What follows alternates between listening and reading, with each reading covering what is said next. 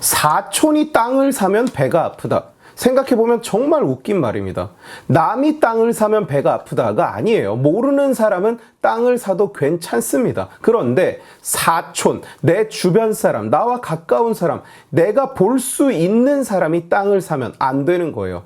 그게 얼마나 싫으냐면 배가 아파요. 육체적인 고통이 느껴진다는 겁니다. 이게 예로부터 우리 민족의 본성이었다는 얘기예요.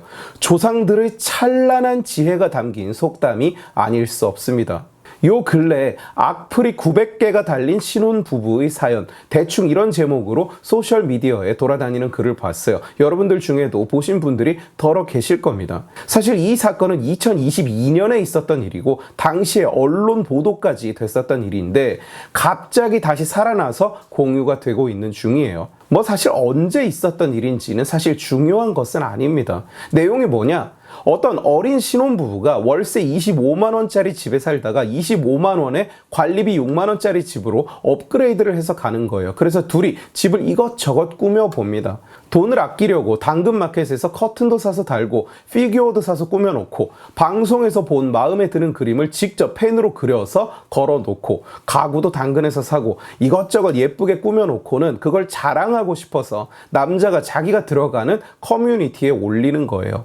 뭐랄까 감정이 좀 메말라 있는 제가 보기에도 참 이쁜 사연이죠. 그런데 그걸 여성시대라는 여초 꼴통 커뮤니티에서 퍼가서는 조리돌림을 하면서 욕을 쏟아내는 거예요. 돈 없으면 결혼을 하지 마라. 구질구질하다. 거지다. 미친놈이다. 우액 저딴 거랑 결혼을 해줬느냐. 애까지 낳으면 노답이다. 애 낳지 마라. 이런 게 900개가 달렸다는 얘기입니다. 그야말로 추하고 저열한 반응들이죠. 이걸 본 그 신혼부부는 충격을 받아서 울면서 자기가 원래 썼던 글을 지우고 그 커뮤니티마저 탈퇴를 하게 됩니다. 상처를 받은 거죠. 저도 2년 전에 이미 본 내용이었습니다만 다시 한번 이 글을 읽으면서 다시 한번 이 사건을 보면서 저는 생각이 많아졌어요. 의문이 떠올랐습니다. 왜 이 사회는, 왜 대한민국 사회는 이렇게까지 병들게 됐을까? 진짜 문제는 뭐냐? 이게 단순히 사회 부적응자들이 모여있는 여초 꼴패 쓰레기 사이트 하나만의 문제가 아니라는 겁니다.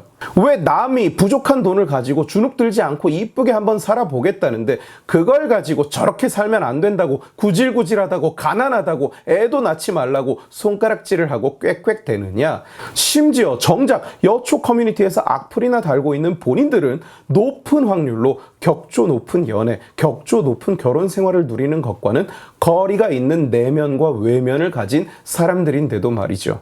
그게 바로 이 사회의 병폐인 겁니다. 기준선을 남에게 두는 것, 삶의 모든 요소를 남과 비교하고 남의 기준으로 판단하는 것, 사회 안의 그 누구도 그냥 지 좋은 대로 살지 못하는 것, 남한테 죽도록 관심이 많고 남을 평가하고 남을 심판해야만 하는 그 썩어 빠진 정신, 이게 바로 저런 상황을 만들어내는 거예요.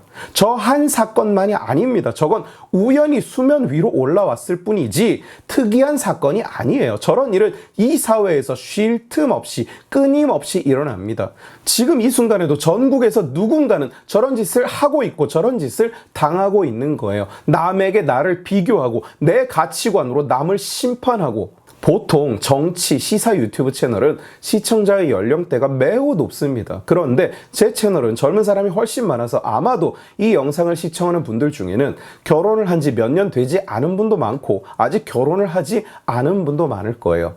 그런데 이 사회에서 결혼이라는 것을 한번 준비해 보시면 그 과정에는 100%는 아니겠습니다만 상당수는 그야말로 여초 커뮤니티에서 일어나는 저런 일들이 현실 세계에서 벌어집니다. 많은 사람들이 험한 꼴을 보는 거예요. 뭘 사야 되고 뭘 해야 되고 뭘 줘야 되고 사회가 이미 다 정해놨어요. 결혼을 할 때는 여자한테 샤넬 백을 하나씩 사줘야 된다는 말 들어보셨습니까? 놀랍게도 그게 한국 사회에서는 일종의 룰이라고 합니다. 여자 쪽에서만 벌어지는 일도 결코 아니에요. 남자 측에서도 마찬가지입니다. 양가가 얼마를 주네, 얼마를 돌려주네 이런 걸로 싸우고 심하면 감정이 상해서 파혼하는 일도 심심치 않게 벌어집니다. 진짜 문제는 뭐냐? 이런 쓰레기 같은 허리의 허식들과 온갖 룰들이 본인들이 원하고 본인들이 사정이 돼서 하는 게 아니라 주변에서 원하고 친구들이 했고 안 하면 욕을 먹고 안 하면 부끄럽고 이따위 이유로 벌어지는 일이라는 거예요. 넌 뭐 받았니? 너네 남편은, 너네 와이프는 뭘 해왔니? 이따위 기준으로 서로를 평가하고 앉은 거예요. 물론 한국에서 결혼이라는 이벤트는 대개는 남자 쪽이 돈을 쏟아붓는 구조인 건 사실입니다. 그래서 예시가 좀 치우친 감이 있습니다만 남자들은 이런 풍조가 전혀 없다. 그렇게 절대로 말할 수 없죠. 남자도 똑같이 이 사회 꼬라지의 한 축인 겁니다. 또 뒤에서 일부가 쓸데없는 잡설을 하고 앉았을까봐 사족을 달자면 제 얘기는 아닙니다. 저는 결혼할 때 그런 문제가 전혀 없었어요. 싸운 적조차 없습니다. 양가 사이에 뭘 주고 받고 오고 가고 이런 모든 허례허식을 싹 걷어서 아무것도 하지 않았어요. 깔끔하게 각자 부담해야 할 만큼을 각자 부담하고 끝이었습니다. 샤넬백 사지 않았어요. 원하지 않았으니까. 내가 좋으면 그만이다. 남이 무슨 상관이냐. 네 평가에는 관심이 없으니까 네 일에나 신경 써라. 이 간단한 이치를 한국 사회는 참 받아들이기 힘들어하는 것 같습니다. 남이사 어디에 살고 뭘 입고 뭘 타든 나이 몇 살에 뭘 하든 네가 대체 무슨 상관이냐 라고 생각하면 땡인데 그러면 깨끗대고 있는 상대방이 병신이 되는 거죠. 그런데 그걸 못하는 거예요. 내가 좋은 게 아니라 남의 눈에 좋아 보이려고 절절맵니다. 그러니 세계에서 손꼽히는 부자 나라인 대한민국이 유엔에서 평가한 국가별 행복 순위로는 몇 위냐? 가장 최근 통계가 57위입니다. 57위. 우즈베키스탄, 말레이시아, 몽골과 어깨를 나란히 합니다. OECD 전체 중에서 우리보다 행복하지 않은 나라는 그리스와 멕시코뿐이에요. 한국의 통계 분류상 빈곤층은 하위 15%입니다. 그런데 국민들에게 직접 물어보면 46%가 자신이 빈곤층이라고 답을 합니다. 실제 빈곤층의 3배가 넘는 숫자가 국민의 절반이 스스로 빈곤하다고 믿는 거예요. 한국 중산층의 56%는 스스로를 가난하다고 인식합니다. 그러니 행복할 수가 있겠습니까? 정작 현실은 시궁창이 아닌데 관념이 시궁창인 거예요. 또 하나 한국인의 마인드를 잘 설명해주는 속담. 남의 밥에 든 콩이 더 커 보인다. 물론 콩을 싫어하는 사람은 이게 좀 혼란스러울 수는 있는데 원래 이 속담의 뜻은 남의 것이 더 좋아 보인다는 얘기입니다.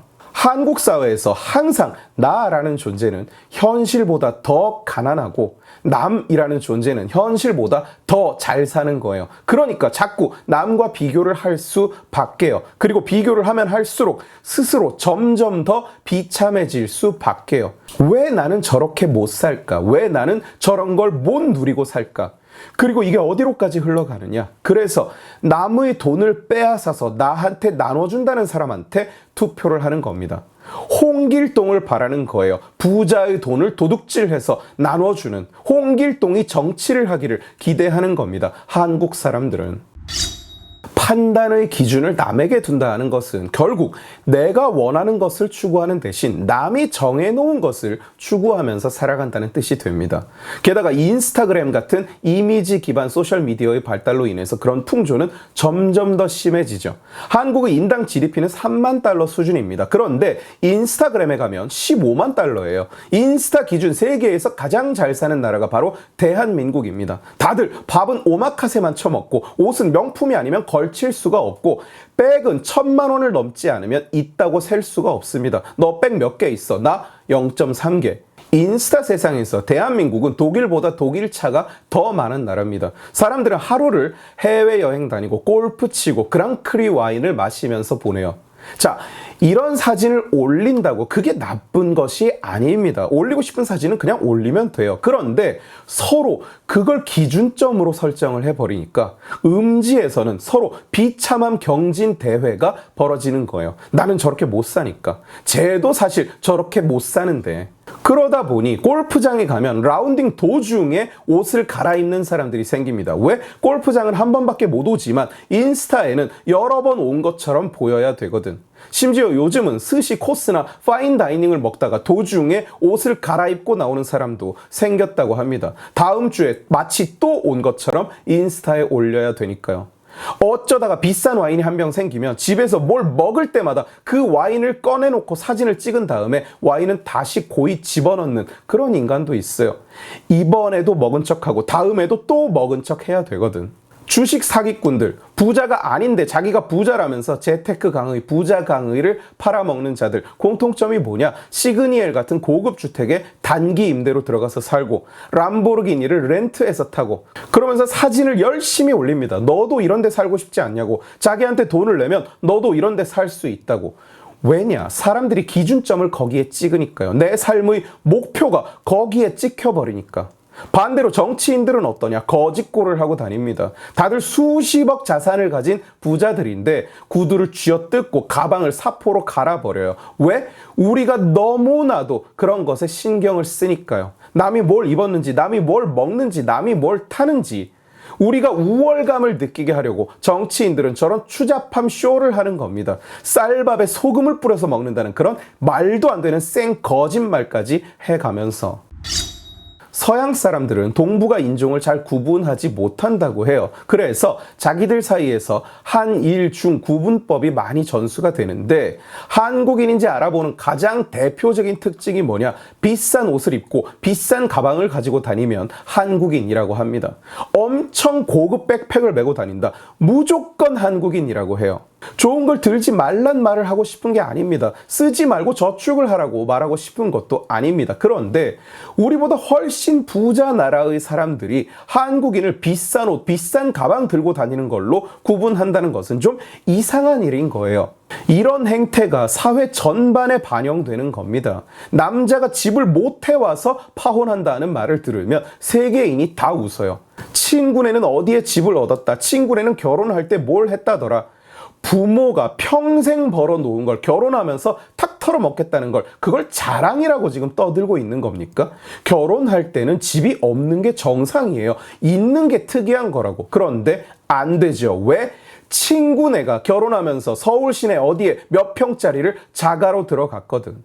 그건 걔네 사정인 겁니다. 내가 돈이 있어서 집을 살 수 있으면 좋은 거고 안 되면 그것도 내 사정인 거예요. 죄도 아니고 부끄러운 일도 아닙니다. 각자 그냥 자기 사정에 맞춰서 살아가면서 성장해 나가는 거 그게 정상 아닙니까? 각자 자기가 좋은 대로 살아가는 거 그게 우리 모두에게 가장 좋은 거 아니에요? 너는 돈도 많은 애가 왜 국산차를 타냐? 네가 뭔 상관이냐고. 너는 왜 오피스텔에서 신혼집을 시작해? 네가 뭔 상관이냐고. 반대로 와 쟤네는 저렇게 사네. 쟤네는 저런 걸 하네. 당신도 그게 뭔 상관이냐고. 관심 갖지 말라고. 남이 당근마켓에서 뭘 사든 말든 왜 네가 감놔라 배놔라 하고 앉았냐고요. 남이 명품관에서 뭘 사든 말든 대체 왜 나는 저렇게 못 사냐고. 네가 비참해하냐고.